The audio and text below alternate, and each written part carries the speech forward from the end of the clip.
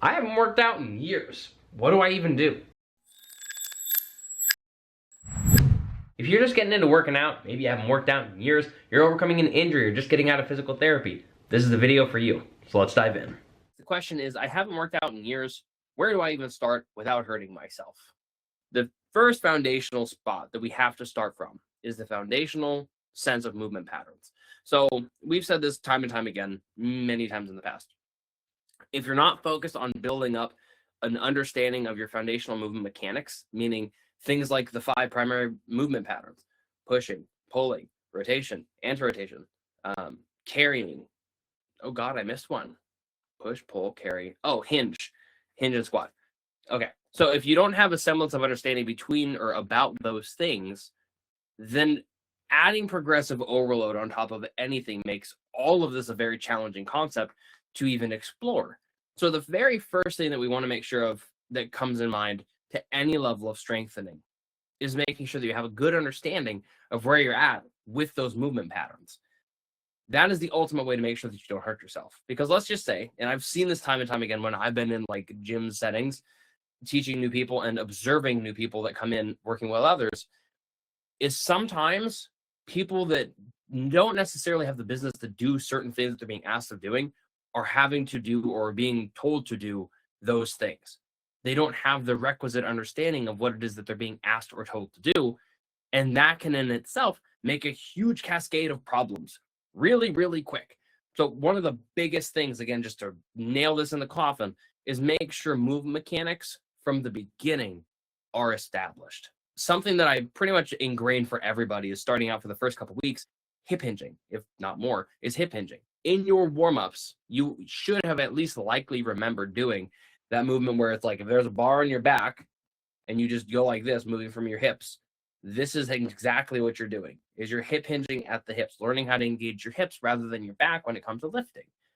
That is like one of the main warm-up pieces that I chuck in for everybody, because if you don't understand how to do a hip hinge, doing other exercises as you progress is just encouraging, I'm going to let my back get involved, versus I'm going to learn how to use my glutes, my hamstrings, my quads, actually use my hips as a whole rather than everything else. So that is definitely one of those things.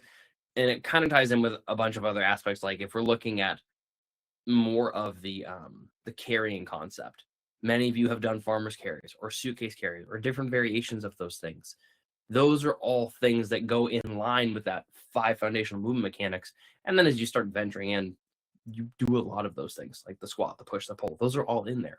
So understanding that is the first and foremost piece that comes to mind when it's like, how do I actually start without running the risk of hurting myself? Now, the other side to this conversation is, what is too much?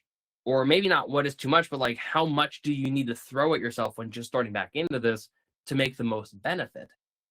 Something that I think a lot of people miss the mark on is you really, especially just starting out or just coming back to things, is you really don't have to give all that much. Put more plainly, you don't have to say, I want to go work out 5 to 6 times this week.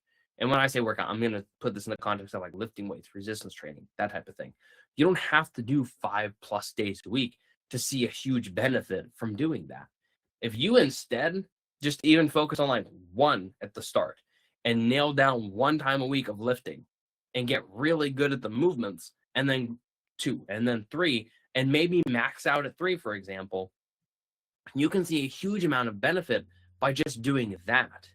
You don't have to spend an hour. You could show up and do 30 minutes. You could do 15 minutes if that's all you've got. But something geared towards, this is the time I've got, this is the experience level I'm at, I don't really know what I'm doing just yet, and then grade and build from there. It doesn't have to be this giant overhaul of everything in the world. No matter where you're at, no matter how old you are, no matter if you've done something in the past or not done something in the past, you can always find a starting ground that will get you further than where you are currently. And anything beyond what you're currently capable of is a big success. So looking at it from that lens, it really doesn't matter if you've done stuff before or if you've not, or if you're in certain shape or you're not. You just doing anything to the degree you can and then progressively building from there is more than anyone can ask for. That's the bar. Just doing what you can and then build up as you're able to it's okay to start small. As that final piece says, look, some people with this are looking for permission to start small with reassurance that small is still enough. I feel like that's the overarching umbrella of this entire conversation. But if it's not made clear at this point, just show up to the degree you can. You got a question for the next Q&A? Drop it in the comments. If you want deeper support, consider subscribing or joining our coaching community where we host multiple live calls every week. The link's in the description. And if this helped you in any way, please share it with someone who's also working on their health too. And remember to stay active, eat mindfully, think positive thoughts, and let's get after it.